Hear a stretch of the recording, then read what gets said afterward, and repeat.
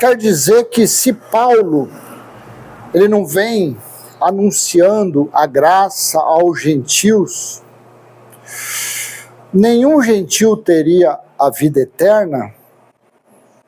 Será que é isso? Quer dizer que para que os gentios, nos dias de Paulo, herdasse o direito de viver eternamente com o Criador, ele teve que aceitar, ele teve que ouvir a graça pregada por Paulo, é isso? E os milhares ou milhões que nem ficaram sabendo da graça, aqueles que viviam afastados das cidades, dos discípulos, que nunca ouviu falando de evangelho, de Cristo, de graça.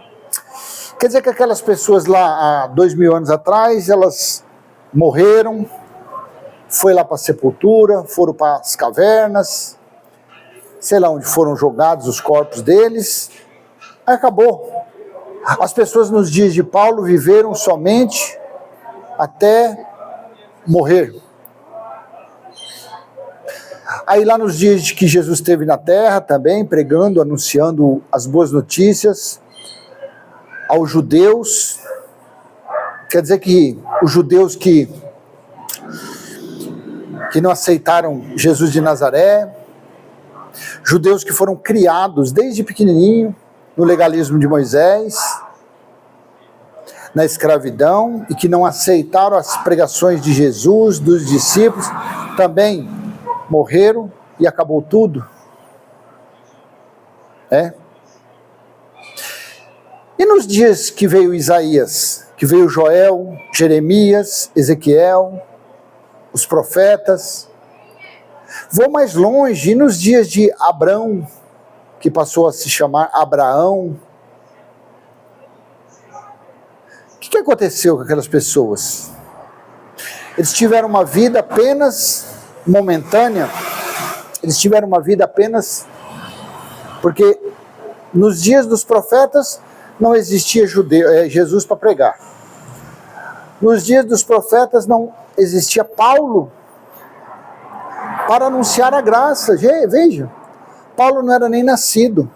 Não, mas as pessoas só conseguem a salvação eterna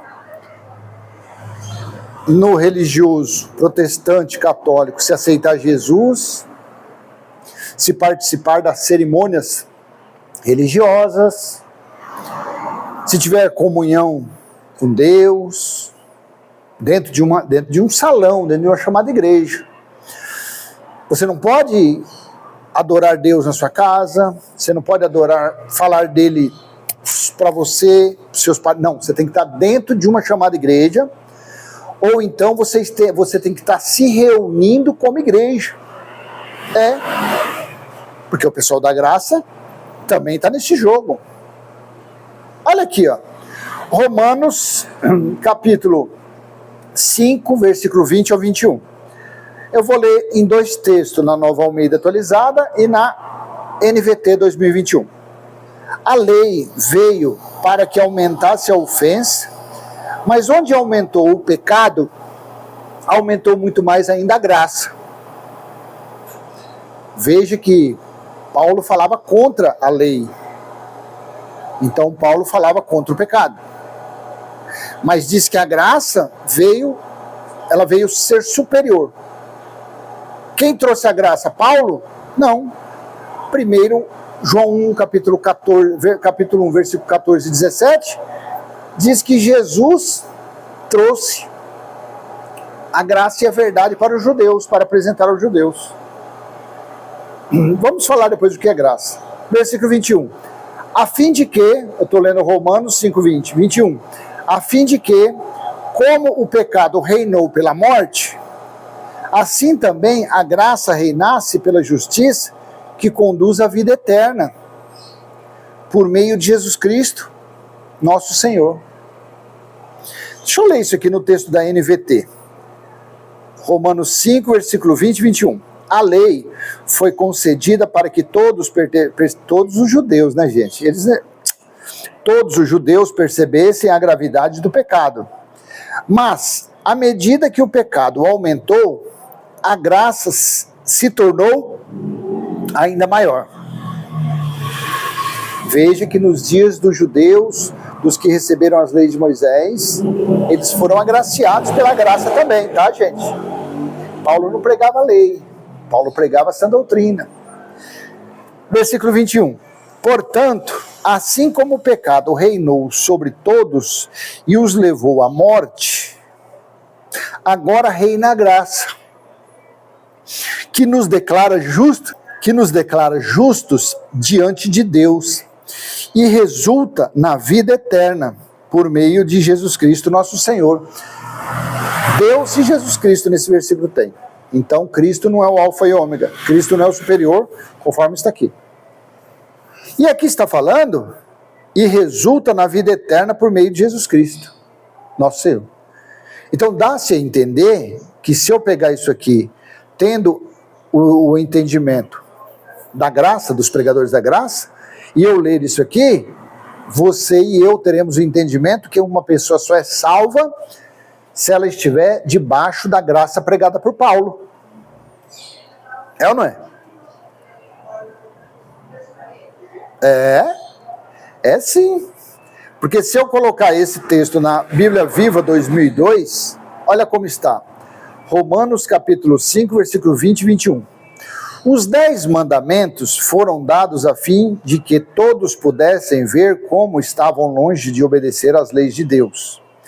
Entretanto, quanto mais vemos nossa tendência pecaminosa, mais vemos a graça abundante de Deus nos perdoando. Gente, isso aqui Paulo estava falando dele, da nação judaica.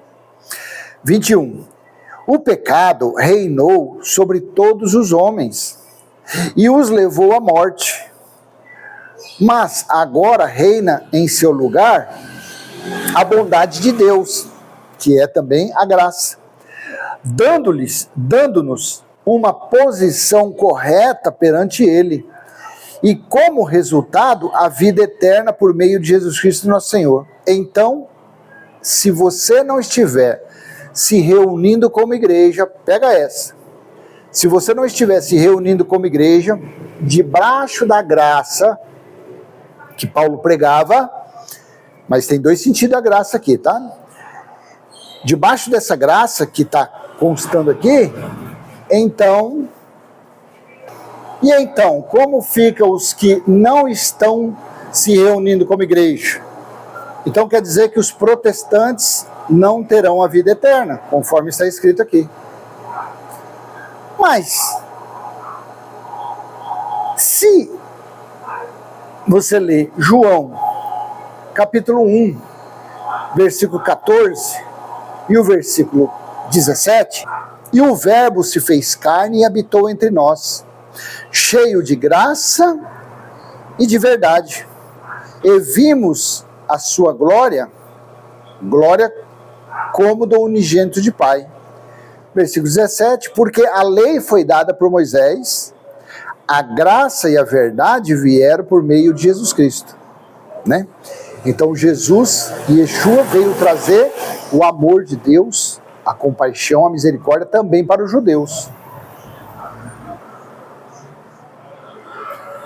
Usando a graça, então, que Jesus trouxe para os judeus e a graça que Paulo trouxe aos gentios, conforme Romanos capítulo 5, versículo 21, a graça conduz à vida eterna. Sem a graça, então, esquece.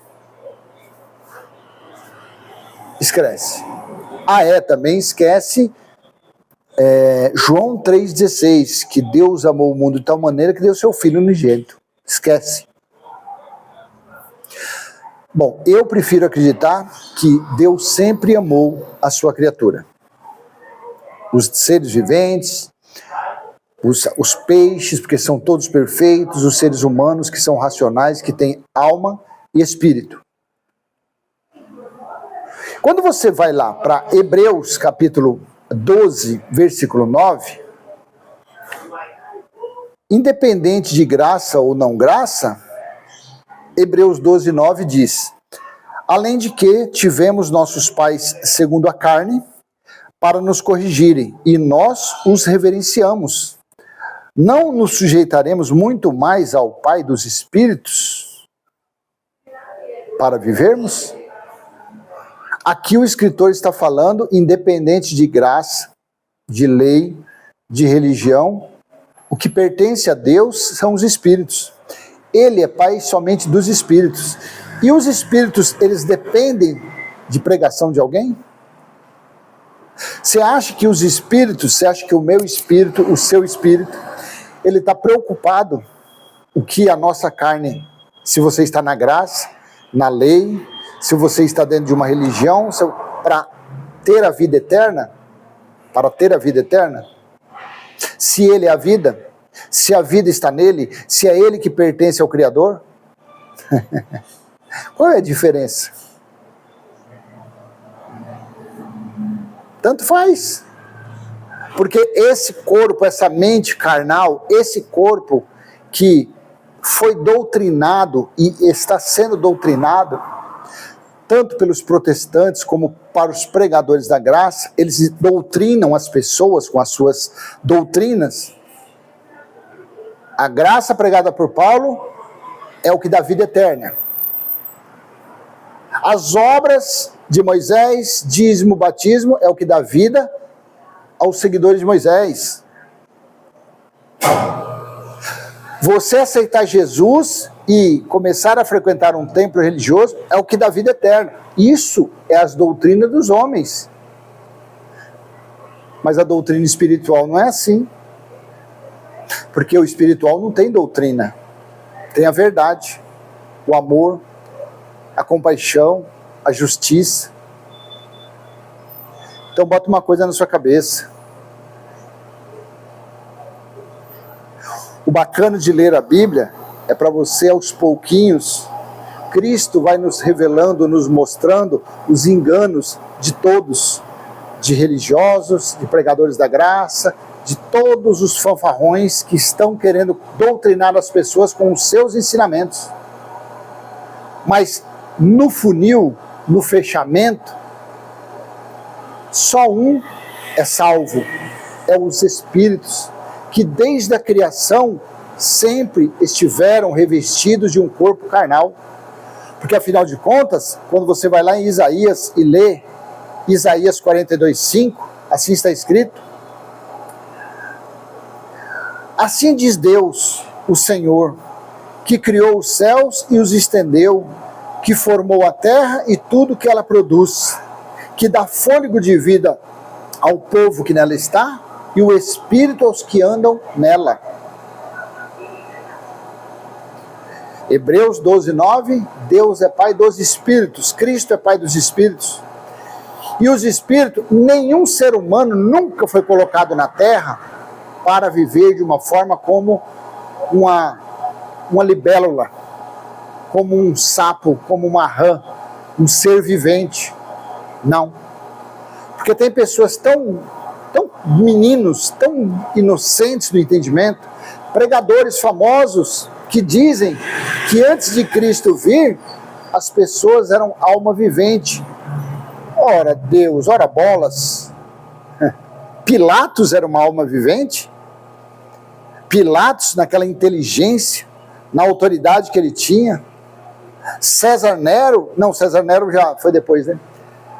Pilatos, quando ali falou que não vejo nenhum pecado neste homem, mas seja feito conforme a lei de vocês. Será que a racionalidade, a inteligência de Pilatos era igual de uma raposa, de um coelho, de uma lebre, que são almas viventes, sempre foram?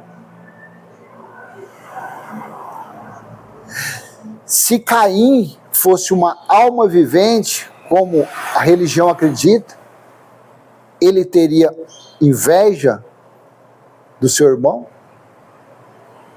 Você já ficou sabendo se leão tem inveja de outro? Gato tem inveja de outro gato? Esse sentimento não é colocado pela racionalidade que está nas pessoas? É simples assim.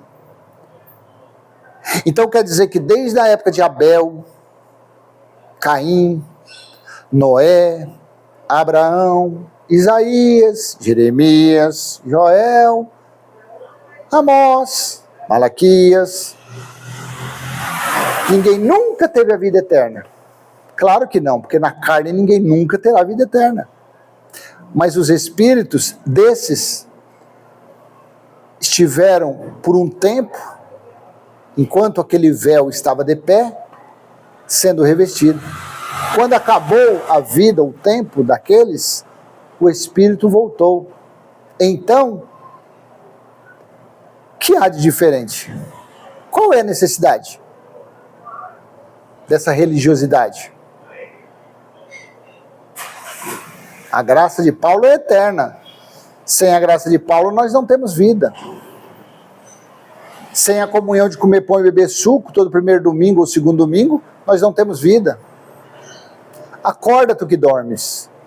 Tudo isso são doutrinas de homens que se acham o último biscoito do pacote. Qualquer entendimento que eles têm a mais do que os seus colegas, eles se tornam pregadores, eles dizem que tem dons, que tem poderes. Qualquer um é assim. Por isso que eu bato sempre no peito. Não sou professor, não sou mestre, não tenho dom a não ser os 3 que todo mundo tem, da fé, esperança e do amor. Não sou guia, não sou ministro, não sou nada. Estou aqui fazendo uma leitura, sentadinha na poltrona, de uma forma o mais racional possível. Sabendo que quando vencer o prazo desse véu, que vai voltar ao pó, Eclesiastes 12:7, e o espírito somente voltará de onde veio. Aliás, ele nem voltou, ele está no reino espiritual. A nossa carne está nesse plano carnal, mas o nosso espírito já está no reino espiritual. Então, quando vencer esse tempo, esse espírito que não se chama o mesmo nome meu carnal, ele vai continuar reinando em perfeita condição. Independente se eu fui da graça, se eu fui da lei, se eu fui... A única coisa é que as pessoas, elas colhem aquilo que semeiam. As pessoas semeiam religiosidade, colherão a ira de Deus.